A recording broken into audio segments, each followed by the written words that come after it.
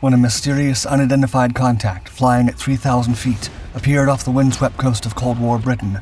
An American fighter pilot on exercise with his Royal Navy counterparts was sent to investigate. As he caught up with the enigmatic aircraft, his controller's voice came crackling over the radio to ask what he had found. The pilot's jaw dropped as he surveyed the strange contraption by his side, unsure quite how to answer. It certainly was an odd spectacle. One engine idly shut off, a jet pipe protruding from the side like an octopus's funnel, unusual wings, counter-rotating propellers, a dizzying yellow and black spinner, and the colossal mushroom cap of a radome.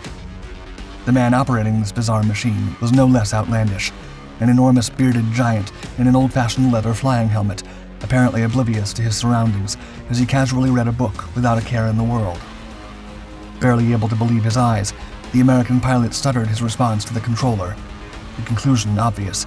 He must be flying alongside God himself. Of course, this peculiar aircraft was not a divine vessel, but an oddball British carrier-borne warplane, the Ferry Gannet. A pioneering post-World War II era experiment to provide the Royal Navy's Fleet Air Arm with a dedicated anti-submarine aircraft for the first time, its unconventional design would often find it a contender for the ugliest warplane of all time. The Cold War for which the Ferry Gannet was designed may be over, but we can't afford to let our guard down. A new enemy is lurking out of sight. So-called data brokers who are stealthily infiltrating our private data and selling it off to third parties without us even realizing, or worse, stealing our identities. Fortunately, our sponsor, Delete Me, provides us with a powerful defense to help fend off their assault and keep us and our families safe.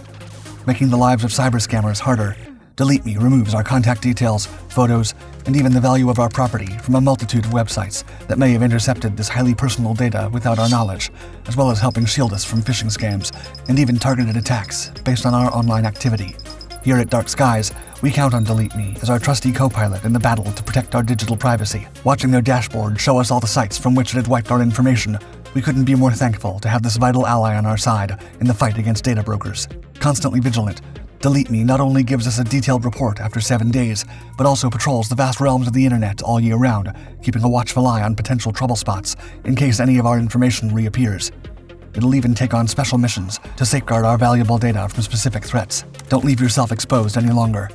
Click on the link in the description below to get 20% off US consumer plans using the promo code DARKSKIES at checkout. Remember, when it comes to providing a tough online security force, Delete Me hits the target. During World War II, German U-boats were a constant hazard for the Allies, sinking thousands of military and merchant ships and causing the loss of vital supplies such as food, oil, and munitions, as well as tens of thousands of lives. Along with the devastating economic and operational disruption they caused, the idea of an unseen enemy lurking beneath the waves had a serious psychological impact on sailors, leading to anti-submarine warfare, or ASW capabilities, becoming a high priority for naval forces worldwide. At first, this task had mostly been left to smaller escort warships, such as destroyers, corvettes, and frigates, but as the war progressed, various bombers were adapted to carry depth charges and torpedoes in order to be able to engage in ASW. Two notable British examples were the short Sunderland and the ferry Swordfish, while the United States had the consolidated PBY Catalina and the Grumman TBF Avenger. Having witnessed the possibilities of using aircraft in this role, just 4 months after the war ended, the British Admiralty issued requirement GR 1745, calling for a new twin-seat carrier-based aircraft specifically designed to deal with underwater vessels, especially the state-of-the-art submarines being developed by their deadly new rival, the Soviet Union. Having provided the Royal Navy with aircraft such as the Skua, which had proved highly effective as both a fighter and a dive bomber during the war, manufacturer Blackburn decided to throw its hat into the ring, beginning work on the B-54. At the same time, buoyed by the success of the Swordfish and the ASW function, Ferry started to prepare a competing proposal, originally known as the Type Q. As the two design teams went head-to-head, Ferry decided their offer would use the Rolls-Royce Tweed, a turboprop engine still in development at the time, but after 18 months of investigation, this idea was discarded. Instead, they approached the Armstrong Siddeley Engineering Group, creators of the Mamba turboprop, to see if creating a twin version involving two Mambas side by side, sharing a common gearbox, would be possible. Once Armstrong Siddeley had agreed to the idea, Ferry set about developing an innovative propulsion arrangement, which would involve a pair of coaxial counter-rotating propellers on the aircraft's nose. The design would not only double the power output of a single-engine aircraft, but also allow the pilot to shut down one of the engines mid-flight, allowing fuel to be conserved and extending endurance and loitering capability, which would be hugely beneficial for ASW missions. To address the spatial constraints of aircraft carriers, the wings of the Type Q were designed to fold twice, creating a Z-shape on each side, thus minimizing the aircraft's footprint on the carrier and facilitating more efficient storage and handling. The first fold lifted upwards, transitioning from the wing's inboard anhedral to the outboard dihedral, reminiscent of an inverted gull wing. The second fold bent downwards, further compacting the aircraft. Meanwhile, the aircraft's pronounced nose-high stance, due to the lengthy nose-wheel shock absorber, was a common design feature of carrier aircraft, improving pilot visibility during takeoff and landing. The Type Q would become the first British aircraft in Fleet Air Arm service capable of internally storing all its munitions, aside from rockets. This feature reduced aerodynamic drag and protected munitions from the elements, enhancing performance and operational readiness. External hardpoints allowed for additional armaments, including up to 16 Mark 8 or 24 Mark 5 rockets, and 100-gallon fuel tanks for extended missions. Meanwhile, Blackburn had begun basing the B-54 around the as-yet uncompleted Napier-coupled Naiad engine, which, like the Double Mamba, also aimed to use a pair of single turboprop engines to drive contra-rotating propellers. However, when the coupled Naiad project was cancelled before it could be finished, Blackburn settled for the Rolls-Royce Griffin 56 piston engine instead. While the Griffin 56's two-stage supercharger gave it an impressive high-altitude efficiency, it was a much more conventional engine that did not offer the unique advantages of the Double Mamba for anti-submarine operations. By September 1949, the first prototypes produced by Fairey and Blackburn finally took to the air for the first time. Over the following months, rigorous testing continued, with both companies seeking to perfect their proposal to give themselves the best chance of selection. Despite the first Type Q prototype, known as VR546, showing some issues with sharp trim changes and instability, it was nothing that some careful adjustments to the aircraft's elevators, ailerons, and radar couldn't resolve, and the clear benefits of the Double Mamba engine gave Fairey's design the upper hand from the outset. On June 19, 1950, Lieutenant Commander G. Callingham landed VR546 on HMS Illustrious, making history by becoming the first ever turboprop aircraft to successfully land on a carrier.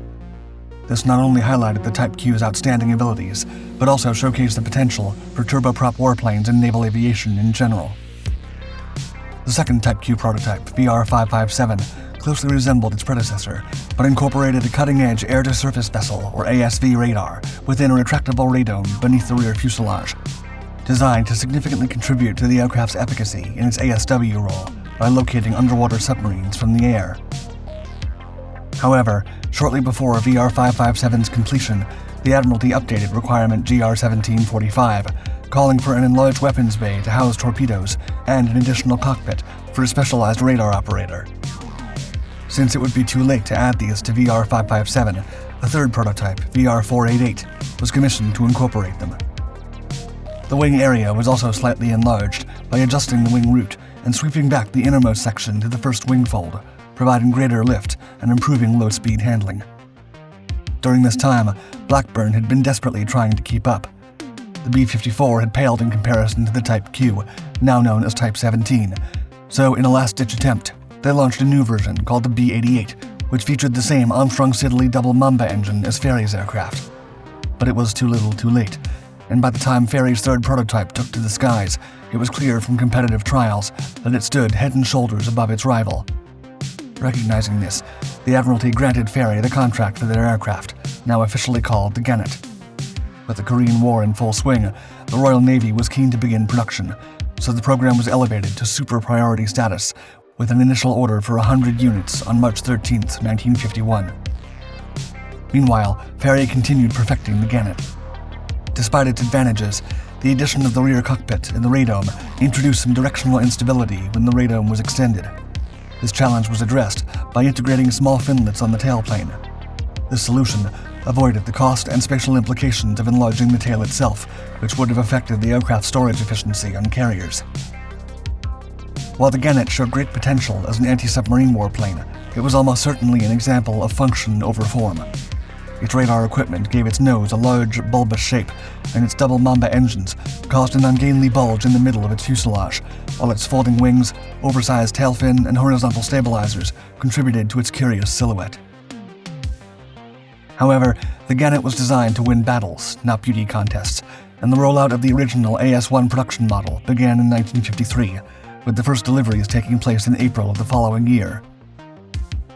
In 1955, the Gannet found its first home with the 826th Naval Air Squadron on the HMS Eagle in the Mediterranean, an area of key strategic importance during the Cold War. Development work continued throughout the 1950s, leading to the AS-4 and AS-6 upgrades. Meanwhile, the Gannet was attracting international attention, and by the end of the decade, it was incorporated into the navies of Australia, West Germany, and Indonesia. Soon enough, in response to the growing threat of Soviet bomber and missile attacks against naval fleets, the Gannet was selected to replace the Douglas Skyraider in the role of Airborne Early Warning and Control, or AEW, resulting in the creation of the AEW-3 variant. The primary purpose of the AEW-3 was to extend the radar detection range of the fleet beyond the horizon, which surface radars on ships were unable to achieve due to the curvature of the Earth. Airborne radars, mounted on aircraft like the Gannet AEW-3, could detect incoming aircraft and missiles at much greater distances, providing early warning and coordinating with ship-based anti-aircraft defenses and carrier-based fighter aircraft to effectively counter incoming threats. Originally planned as a modified AS-1 with just enough alterations to accommodate radar gear repurposed from the Skyraider, it became clear that such minimal changes were unfeasible, necessitating a new design for the fuselage. The AN/APS-20 radar was to be housed in a radome under the central fuselage, and space for an operator's station was created by removing the second cockpit and repositioning the exhausts forward of the wing. A bigger tail fin was essential to counteract the instability introduced by the large radome. While the early versions of the Gannet found themselves replaced by helicopters in ASW roles, the AEW-3 rose to prominence as an extremely useful member of the Royal Navy, even providing support to the Army and RAF on several occasions. However, changing strategic priorities and economic pressures would soon spell the end for British carriers and the aircraft that operated from them.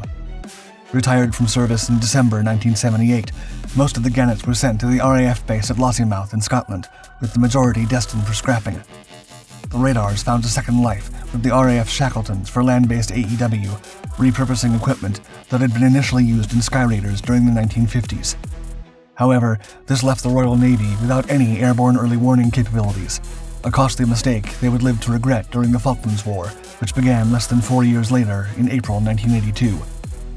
During the conflict, the Royal Navy suffered significant losses due to Argentine low-level attacks that might have been stopped had the Gannet AEW-3 been on hand to warn the British fleet in advance.